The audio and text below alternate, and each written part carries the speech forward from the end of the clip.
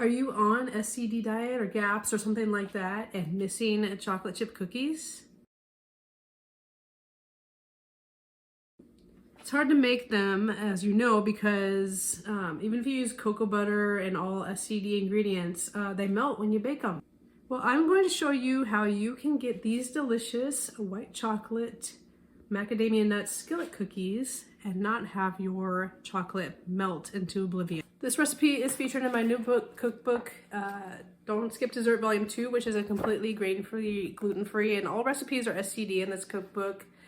And that is available now. First thing we're gonna do is add our wet ingredients to a mixing bowl. So I've got the butter in there, and it's slightly soft. I basically just let it sit out to get to room temperature and get soft enough so that you can, you know, kind of squish it a little bit. Then adding some honey, adding the egg, and the vanilla. Now I'm just going to mix this until it is creamy. Alright, so that's mixed. It's not like super creamy. The butter, it's okay if the butter is not completely blended in, because if it's too soft, the cookie will be too soft. So this is about right. If it's a little softer, that's okay. You probably don't want the butter to be any harder than it was when I started this. Now I'm adding in my almond flour, my coconut flour, baking soda, and salt. And then I'm just going to mix this until it's combined. So that's combined, so it's a little crumbly, but we're just going to stir it in and it will stick together.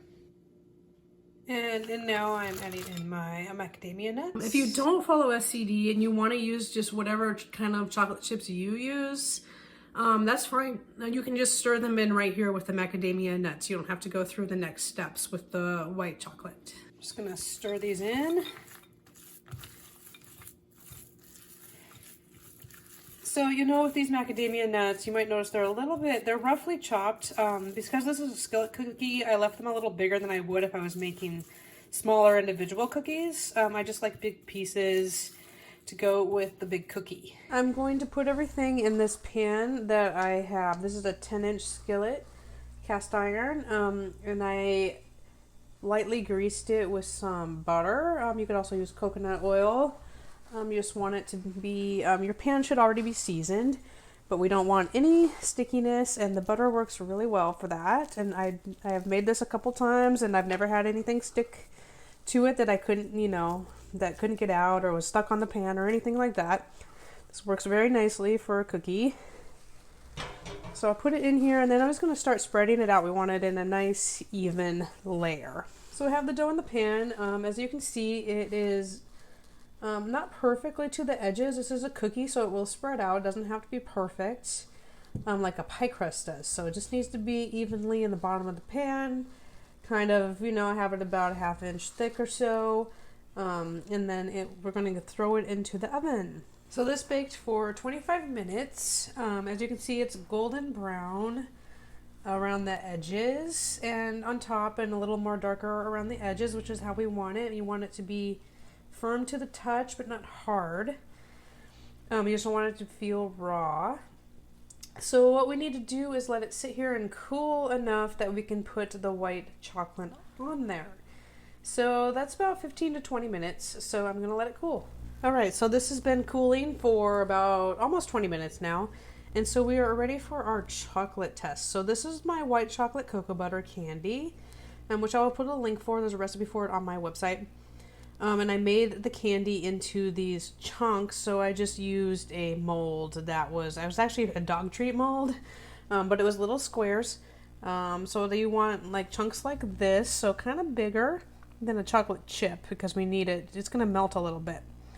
So to test it out, we want to just do one, because it melts too fast and it's too hot. It'll melt, but we don't want it to just disintegrate right away. So as you see, I put it in there and it's just sitting there. And that is what we want. So I'm just gonna put these around, and this is what you have to do. You have to do, there's a manual process, put these chocolate chips in here, but that's how we get our chocolate chip cookie. So these will melt as they sit here, but they will just form a little pocket of melted chocolate, and then when you cool it, it will solidify again. So if it's too hot and melts, it will just spread out. So that's why we are testing it out. That if it melts immediately, it's too hot. But if it melts very slowly, as you can tell, they're not even really melting yet. But they will, because this cocoa butter melts really fast. So I'm just going to put these in here. All right, I've got my chocolate in there, and I said it melts really fast, but what I mean by that is it melts easily with not very high heat. So cocoa butter melts with low heat. So I'm just going to let these sit here for a few minutes so that they will melt a little bit, because then I'm going to cool it, and then I want to re-cool it down. All right, so I've had this sitting for a few minutes. As you can see, they melted a little bit. They don't have to melt all the way or anything like that. They just formed a little pocket. We just kind of want that melty texture that chocolate chips do. So that's why I do that. And so now, and you can eat it right away. You do not have to let this cool and re-solidify. You can serve it warm, but I'm going to go ahead and let it cool the rest of the way. And then I cut it up, and I keep it in the freezer. You can also keep it in the refrigerator. And that is your cookie. So we will be back in a little bit when I cut it up. I have this cooled down, so I'm just going to cut it and slice it into pie-shaped pieces. All right, so it's cut up, and then to serve it, you can use a pie server.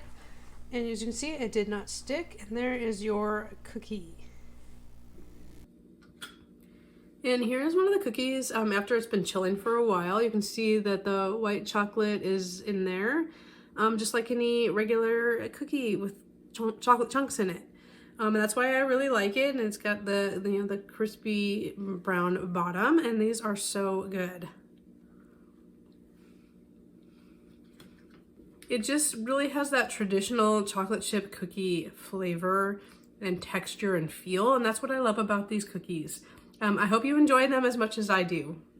You can get more of my recipes at happygutforlife.com, and be sure to check out Don't Skip Dessert, available in your online book retailers.